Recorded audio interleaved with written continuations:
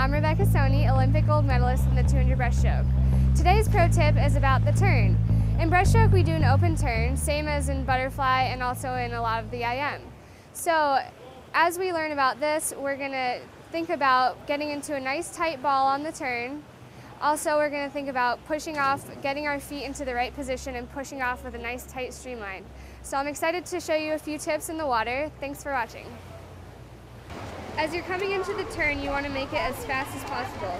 In order to do this, you want to get into a nice tight ball. This way, when you get your hands on the wall, you'll be able to flip over as quickly as possible and not spend too much time and waste those precious seconds on the wall. The way you want to think about your hands moving is that they're going to touch at the same time. You're not going to grab onto the wall, you're just going to hit them with your fingertips. And as soon as your hands hit, one of them drops to your hips, your elbow will come towards your hips, and at the same time your other hand will go out of the water over by your ear. At the same time as this is happening, your feet are swinging forward and they should hit the wall at about the same time that your hands come up above you. Once you're in this position, you'll push off nice and straight in a tight streamlined position.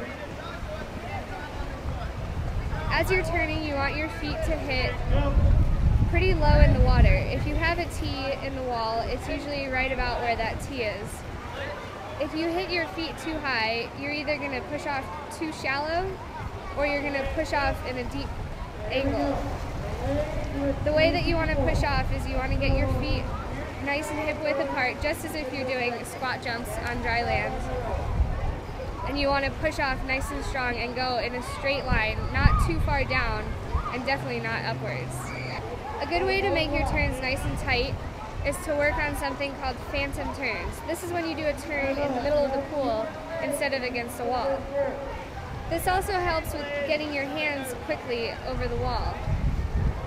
You don't want your hands to be pulling your body into that rotation. You want your body to be moving you into the rotation.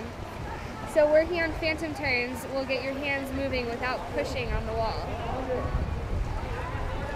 When you're doing your phantom turns, you want to take 2 or 3 strokes and then quickly turn over using the motion of your body, not the motion of your hands. Now that we've done a couple of turns in the pool, here are a couple of things to remember as you go practice. Remember that as soon as your hands hit, you're going to want your feet to get onto the wall and be in a nice tight ball position to get you over quickly, and then push off in a nice tight streamline to go into your pull-out.